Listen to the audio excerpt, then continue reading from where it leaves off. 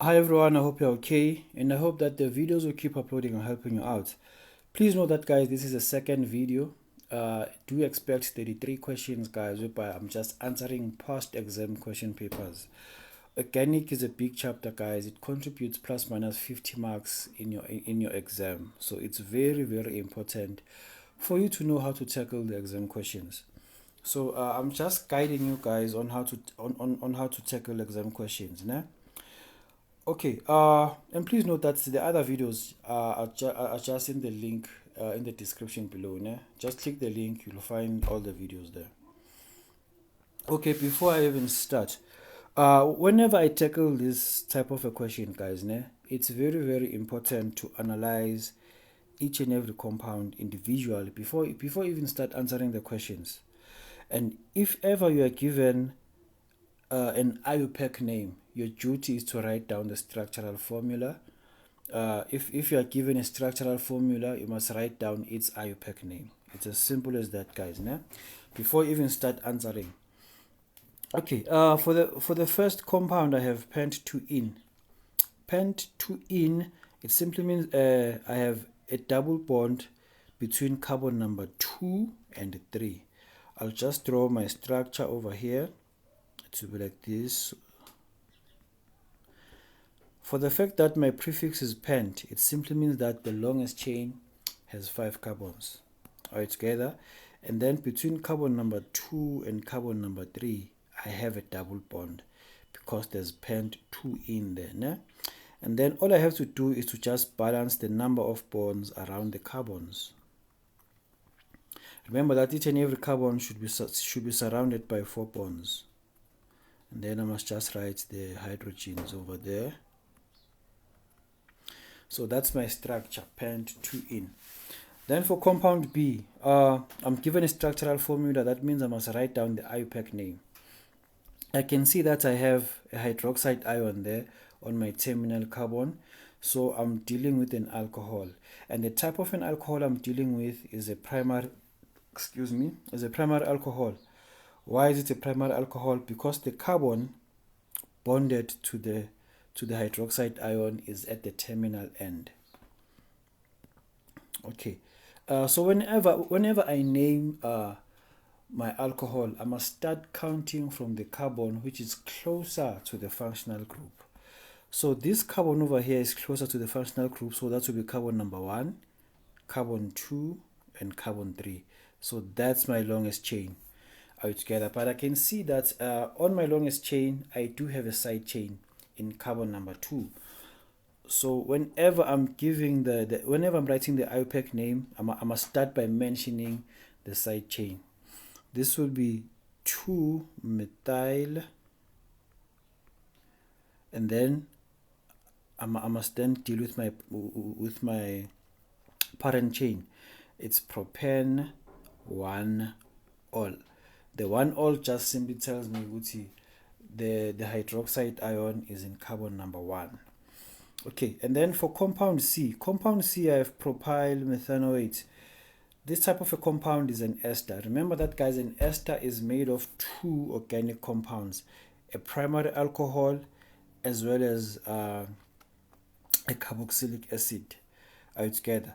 The alkyl group, this part over here, it always comes from an alcohol, and then the one which is attached with the suffix of an ester, this part over here, it always comes from the carboxylic acid together. So whenever I draw this structure, it will be like this. I have 1, 2, 3 with an O.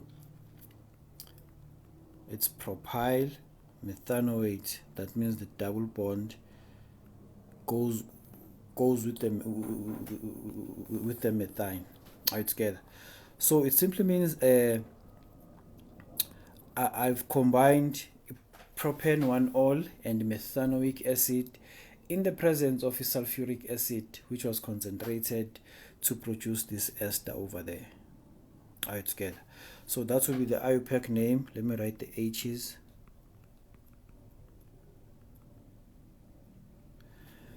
This will be the structural formula, guys, over there. Né? And then compound D, I'm also given an IUPAC name, that means I must write down the structural formula. Let me write it over there. I have 2.5 dimethyl. It simply means in carbon number 2 and carbon number 5 I have side chains. Okay, and my parent chain has 7 carbons because the prefix for the parent chain is hept. So whenever I draw my compound, I'll simply say 1, 2, 3, 4, 5, 6, 7. And since my suffix is "ane", it simply means I have single bonds between adjacent carbons. I'm dealing with an alkane, like that. Ne? And then in carbon number 2, I have a side chain. In carbon number 2, I have a side chain, as well as carbon number 5, I also have a side chain like this. You must just write the hydrogens around. Ne? Okay, so that's how your structure should look like. And then for compound E, we are given a structural formula. This type of a structural formula is an aldehyde. Yes, it is an aldehyde. Why? Because we have our double bond O at the terminal carbon. And this functional group is called the formyl group. Ne? If they would ask us. Okay, so whenever we name this thing, we'll always start from the terminal, from the carbon which is bonded to the double bond O. So this will be carbon number 1, that's carbon number 2, 3, and 4. I'm naming, I'm counting these carbons because I need to address where the side chain is. So the side chain is in carbon number 3. So this will be 3 methyl. This is 3 methyl. My parent chain has 4 carbons, so it's 3 methyl butanol.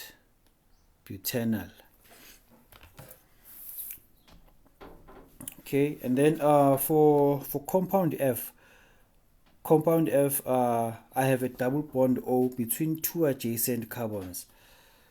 Compound F has a carbonyl group. Compound F is a ketone. Are we together? So whenever I name this ketone, I must start counting from the carbon which is closer to the functional group. So this will be carbon number 1, 2, 3, 4, and 5. So the IUPAC name here will be pentane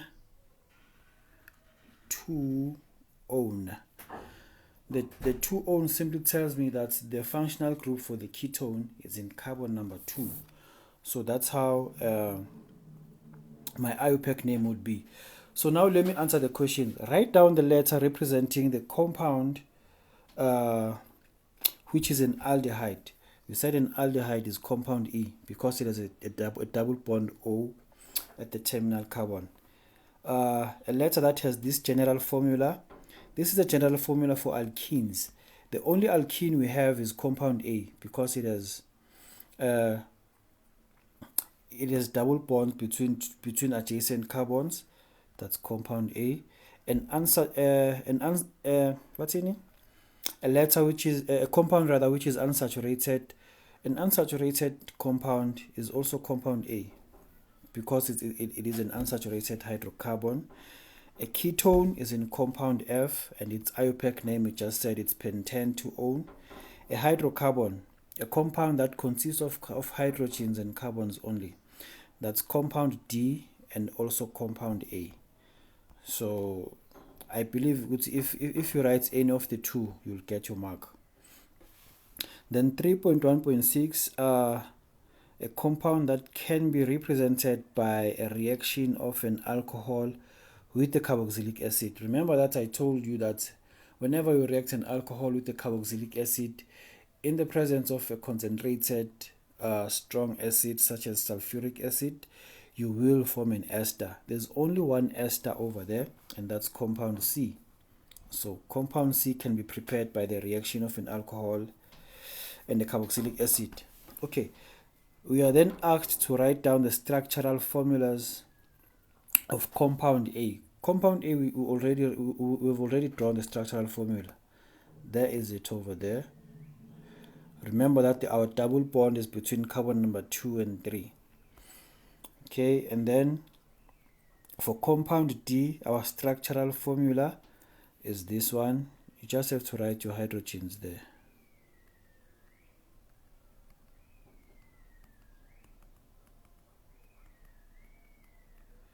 That's how you should do it. It's 2.5 dimethyl.